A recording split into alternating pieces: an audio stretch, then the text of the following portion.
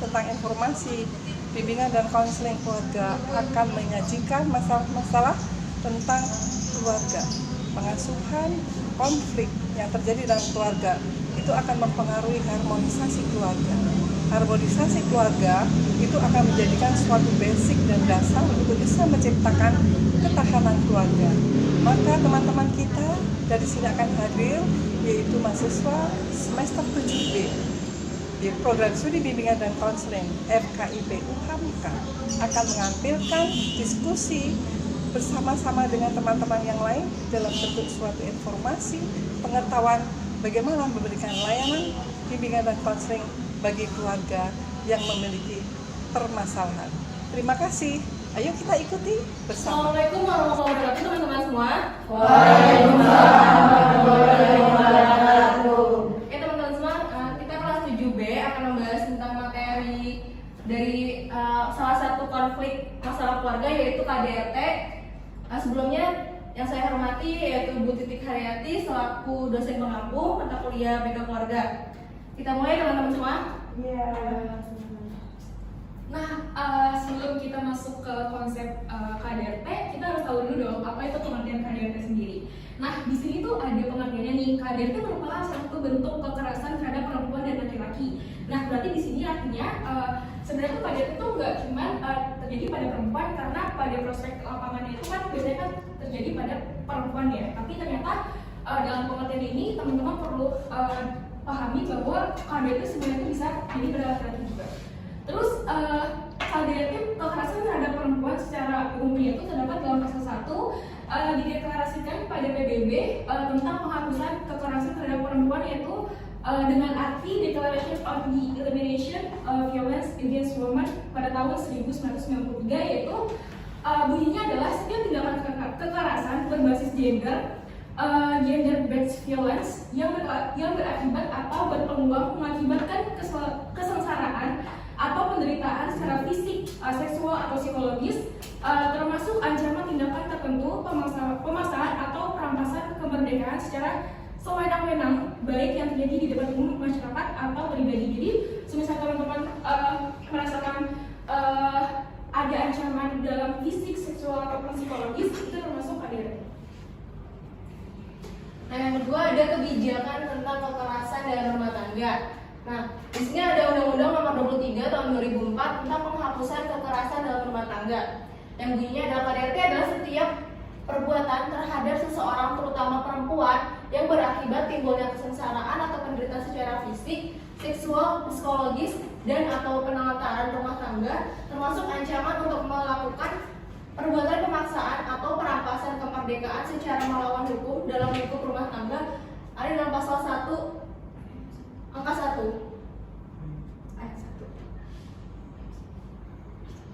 ayat 1. Violence itu artinya kekerasan. Jadi berdasarkan konferensi hak-hak anak, konferensi anti penyiksaan dan instrumen internasional terkait.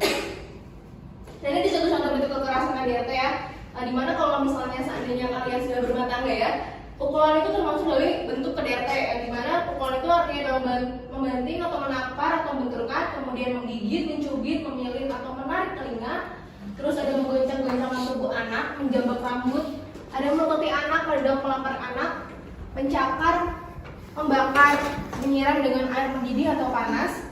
Terus ada juga dipaksa menelan, misalnya mencuci mulut anak dengan sabun atau memaksa mereka untuk makan cabai.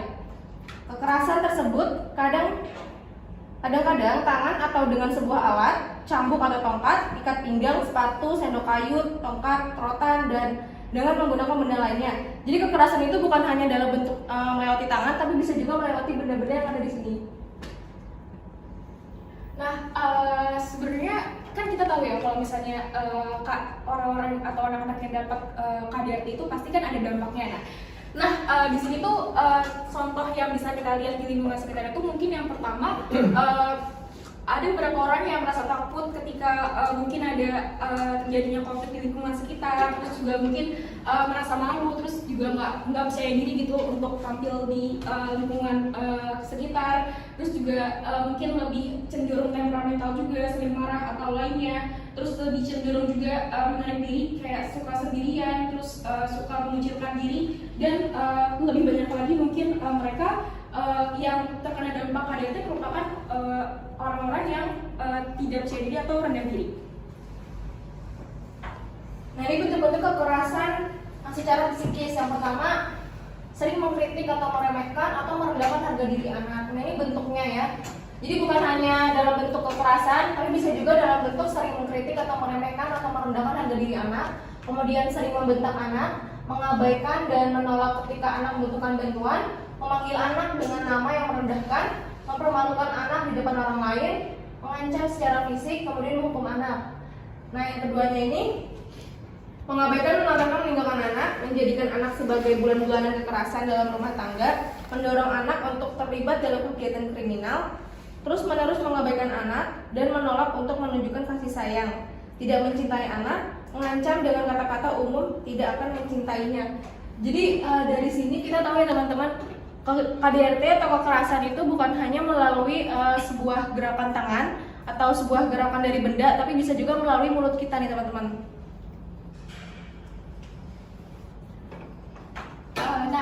Sebenarnya apa sih bentuk-bentuk penelantaran atau pengabaian? Mungkin kalau misalnya kita diabaikan sama doi mungkin udah sering banget ya, tapi ini soal anak dan orang tua gitu. Nah, penelantaran itu jadi ketika orang tua tidak mau atau tidak mampu memenuhi kebutuhan anak, sehingga perkembangan atau pertumbuhan anak ini nggak normal. Maksudnya ini kebutuhannya tuh kebutuhan secara finansial, misalnya kayak kita makan atau misalnya kita contohnya jajan gitu. Mereka tuh sebenarnya mungkin mampu dalam finansial, tapi ternyata untuk memberikan ke anak tuh kurang gitu. Terus gimana bentuk-bentuknya? Yang pertama ini orang tua gagal untuk melindungi anak dari hal-hal yang membahayakan anak di sekitar lingkungan anak. Contohnya misalnya ketika anak jatuh gitu, kayak kecebur-got kayak gitu kan, orang tua tuh nggak nolongin gitu, kayak cuman cuman biarin aja gitu kan. Itu kan berarti kan penelantaran anak juga kan, nggak peduli gitu. Terus yang keduanya terus-menerus mengabaikan kebutuhan anak. Misalnya anak butuh laptop nih, tapi ternyata orang tua nggak punya uang, padahal punya uang di tabungannya gitu kan. Yang ketiga, tidak memberikan perhatian atau tidak meluangkan waktu untuk mendengarkan dan bermain dengan anak. Contohnya anak mau bermain petak umpet nih sama orang tuanya, tapi orang tuanya nggak mau, kayak langsung ngeghosting anaknya gitu kan. Terus yang keempat, tidak menyekolahkan anak sehingga kehilangan kesempatan belajar. Jadi ketika anak pengen masuk TK nih, mau belajar terapi bicara gitu kan, orang tua nggak mau, kayak ya ampun ngapain sih belajar mulu, mendingan langsung kerja gitu kan. Terus yang kelima, meninggalkan anak tanpa menitipkan kepada orang dewasa lain sehingga anak dalam kelas sendirian. Jadi orang tua mungkin sibuk kerja, kayak jadinya kalau misalnya sibuk kerja kan cenderung kayak mengabaikan atau misalnya lebih cenderung untuk menitipkan kepada orang lain gitu kan, karena wanita karir atau laki-laki karir. Yang keenam, meninggalkan anak dalam rumah sendiri. Ya sebenarnya kalau masih dilatih mandiri sejak kecil itu boleh ya, tapi ini kalau misalnya masih balita, masih bayi gitu kan, kayak nggak mungkin banget untuk kita ninggalin anak di rumah dalam keadaan sendiri kayak gitu. Ini bentuk-bentuk eksploitasi, di mana eksploitasi itu bukan hanya berdasarkan perempuan yang dijual laki-laki ya, ada juga tentang ekonomi, narkoba, seksual, termasuk pornografi. Terus juga ada penjualan, ada penculikan anak, pindah atau ada eksploitasi termasuk trafficking. Nah, eksploitasi ini bentuknya ada media, penelitian dan eksperimen, bakat anak seperti sport, games, pertunjukan seni. Terus juga ada dari aparat negara yang menguras perkembangan fisik dan mental anak. Nah, ini eksploitasi ekonomi, yaitu di mana negara ini wajib ya untuk melindungi anak dari eksploitasi ekonomi, yang dimana anak ini kan nantinya sekolah ya, dimana sekolah ini nanti akan mempengaruhi pendidikan, terus kemudian membahayakan kesehatan anak, kemudian ada serta berdampak pada fisik, mental, sosial, moral, spiritual anak. Kalau misalkan kita sudah dieksploitasi secara ekonomi, otomatis apapun yang ada dalam bidang ekonomi itu akan terpengaruh ya teman-teman. Dari mulai ada sekolah, terus ada sosialnya, terus kemudian moralnya, spiritualnya.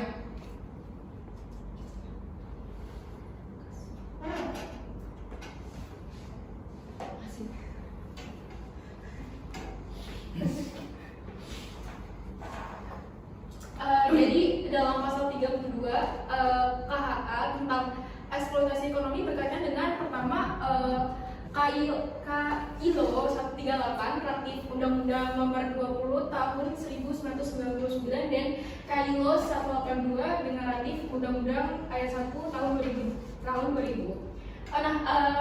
Bunyi-bunyinya itu yang pertama, batasan minimum boleh bekerja 16 tahun atau penentuan ini diancam kepada semua pihak.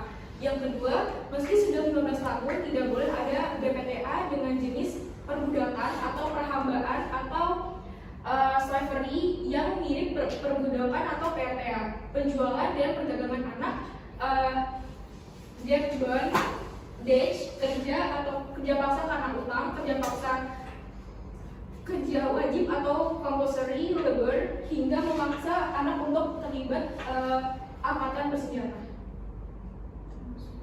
termasuk berkait. Nah, kemudian ada eksploitasi narkoba yang dimana anak dieksploitasi sebagai pengguna narkoba dan pengedar narkoba. Nah, di sini negara wajib mengambil semua langkah untuk melindungi anak dari eksploitasi narkoba. Yang pertama itu melindungi anak dari penggunaan obat-obatan jenis narkotika dan zat psikotronika, kemudian juga mencegah anak dalam penggunaan, produksi, dan pengiriman ilegal dari zat-zat yang ada dalam narkoba.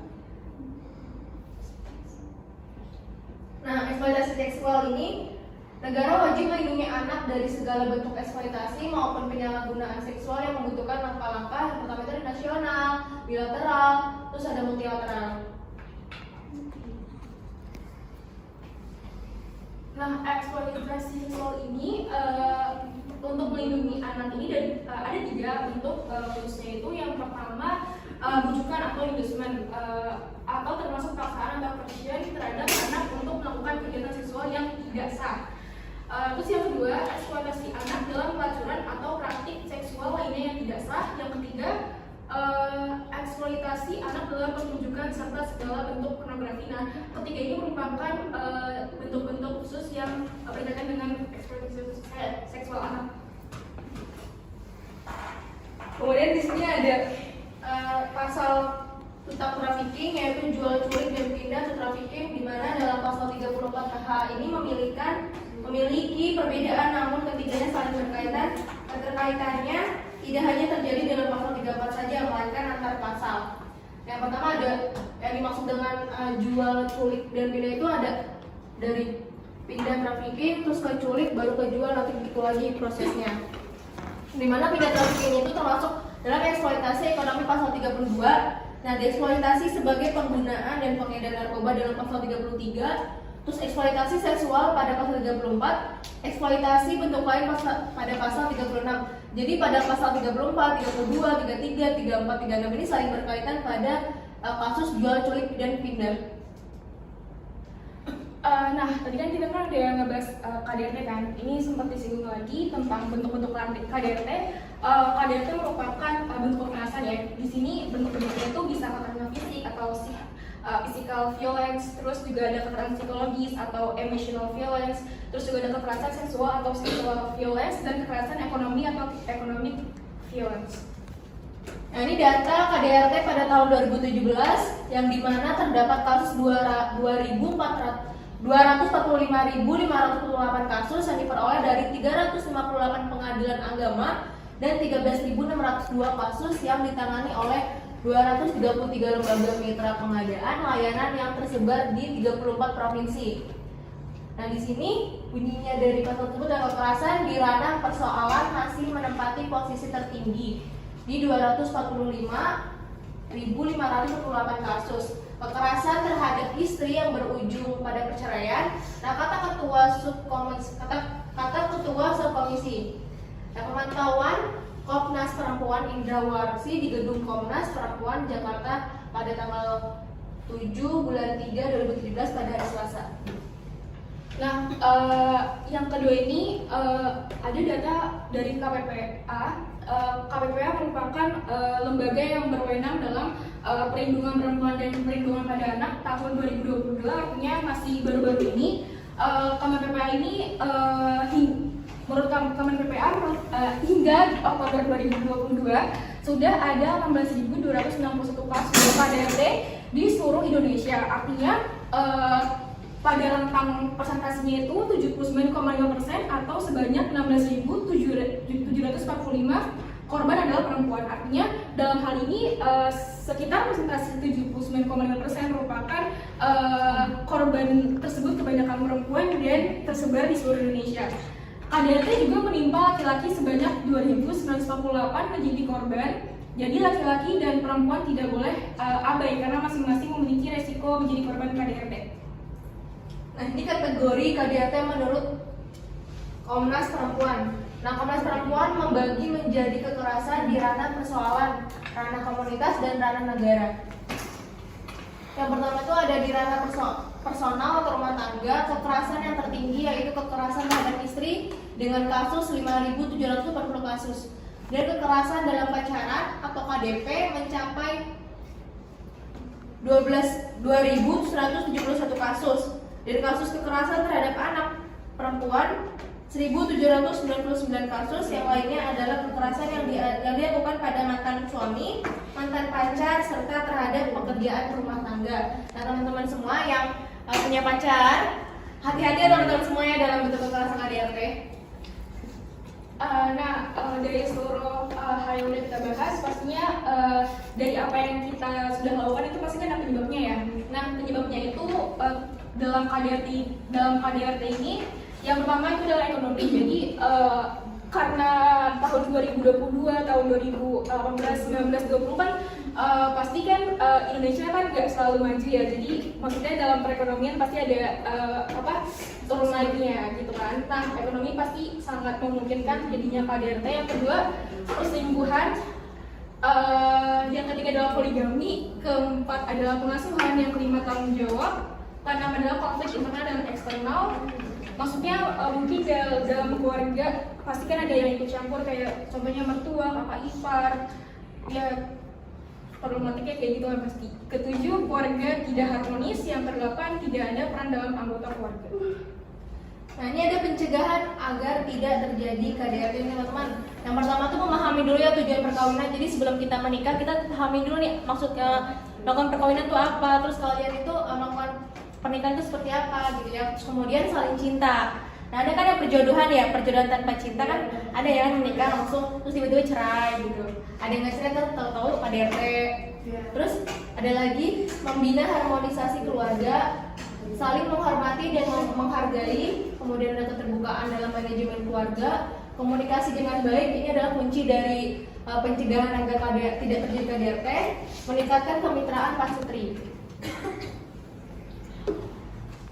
Nah, korban KDRT itu ada tiga, bisa ke perempuan atau istri, ke laki-laki atau suami, bisa ke anak dalam hal pengasuhan.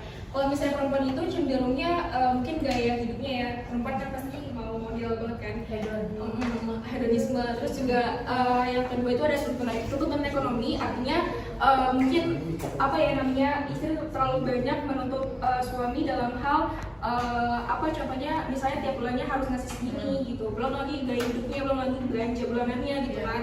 Terus juga tidak siap secara psikologis, artinya mungkin karena nikah muda ya, karena kan sekarang lagi umur nikah muda juga kan, umur 20 udah nikah tapi saya kok belum nikah gitu kan.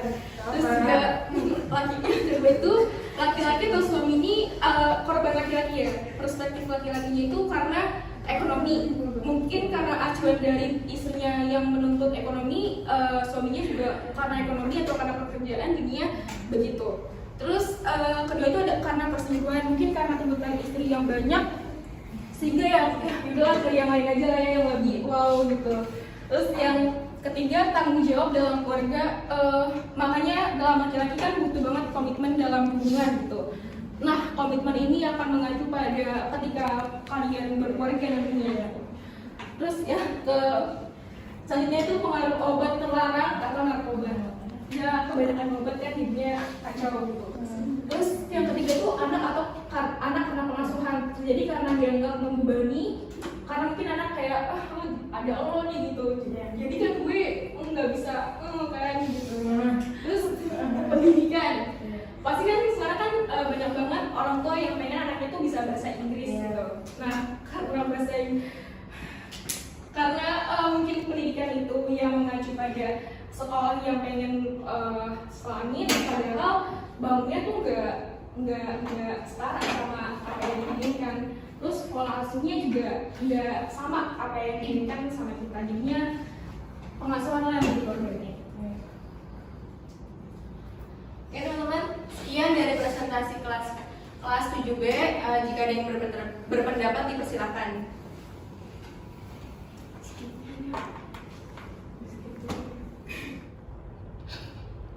Ya, saya. Ya boleh. Silakan. Menurut saya, tadi kan ada di slide-nya ada bagian tentang anak disuruh menjual narkoba begitu ya. Saya setuju itu termasuk ke dalam KDRT, karena kan tadi dibahas dalam slide-nya itu termasuk eksploitasi anak ya. Kalau menurut saya juga itu termasuk KDRT karena itu membuat mental anaknya itu jadi kayak stres gitu loh kan, karena mungkin dia tahu gitu dari lingkungannya kalau apa yang dia lakukan itu salah gitu, jadi kayak bikin dia stres. Dan menurut saya iya itu termasuk KDRT, saya setuju dengan hal itu. Menurut saya seperti itu sih, opini saya seperti itu. Oh ya, terima kasih banyak ya atas pendapatnya. Semoga atas presentasi kita yang tadi juga pendapat kamu bisa diterima dengan baik dan juga menjadi ilmu yang bermanfaat juga ya. Nah, terima kasih ya untuk Nita pendapatnya. Oke teman-teman, untuk persingkat waktu ya, kita bikin 2 kelompok. Kita bahas tentang masalah KDRT. Nanti kita dalam kelompok itu kita diskusi masing-masing ya teman-teman. Ya. Oke, kita tutup presentasi pembahasan KDRT. Nun Wassalamualaikum warahmatullahi wabarakatuh. Waalaikumsalam warahmatullahi wabarakatuh.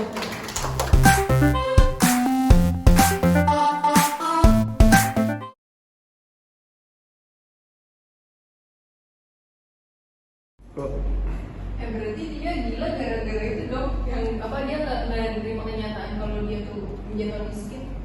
Iya, Sama ibunya. terus juga apa ya, dia tuh juga di ini kan kayak suaminya tuh selain itu dimilih buat pergi gitu kan, ninggalin si istri sama si anaknya juga gitu. Tapi si anaknya tuh kerja gak sih? Kerja satpam komplek itu. Oh dia sama ya disuruh sama RT ini ya. Itu satpam komplek itu, jadi memenuhi kebutuhan buat ibunya, kayak mereka makan gitu kan, terus beli tungku apa sih yang itu, jadi dia tuh nggak mau pakai kompor gas gitu. Jadi kayak pakai apa ranting-ranting ya, jadi itu dibakar ya kayak kampung gitu.